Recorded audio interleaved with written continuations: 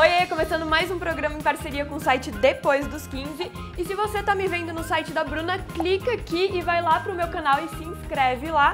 E se você tá vendo a gente aqui no meu canal, clica aqui e se inscreve no canal da Bruna. Hoje, como vocês pediram, eu vou fazer donut.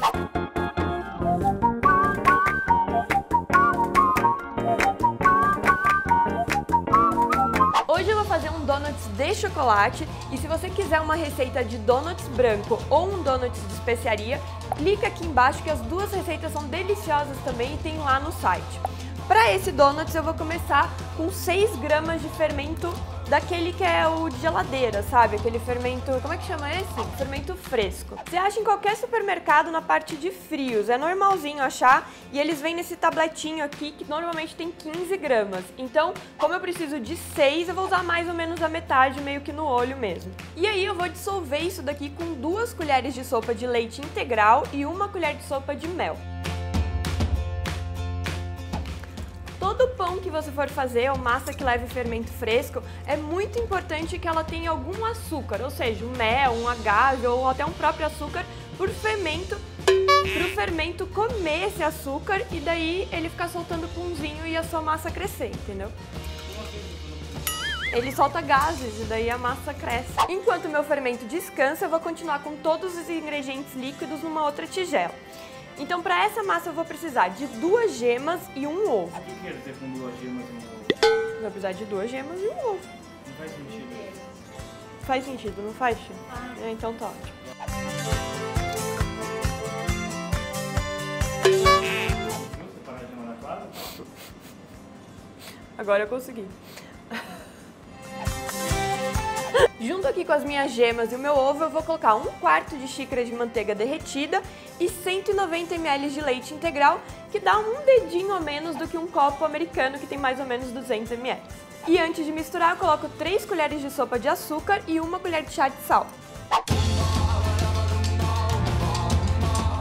E aí eu misturo essa mistura dos líquidos com o nosso fermento, 3 xícaras de farinha peneirada e 1/3 de xícara de cacau em pó, porque eu vou fazer um donuts de chocolate.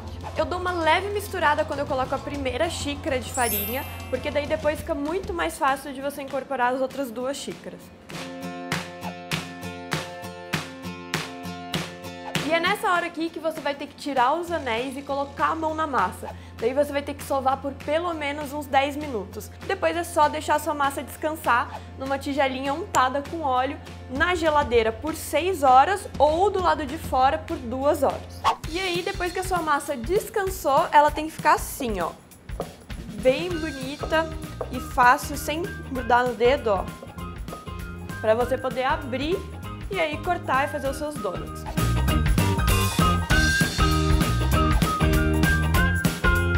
E aí eu vou abrir a massa com mais ou menos uns 7 milímetros de espessura. 7 milímetros de espessura. Hey, so nice to meet you. Did you dream of me too? Well, fancy that. E se a pessoa não tiver o bico? Se você não tiver um bico, deixa eu ver. Xícara muito pequena. Não tem. Não tem uma xícara muito pequena. Um largador? Pode ser. Não, um largador não. Não. Não. E se você não tiver um bico, assim, mais ou menos, você pode cortar talvez com um copinho de pinga, aqueles bem pequenininhos, e fazer um furinho no meio, não importa.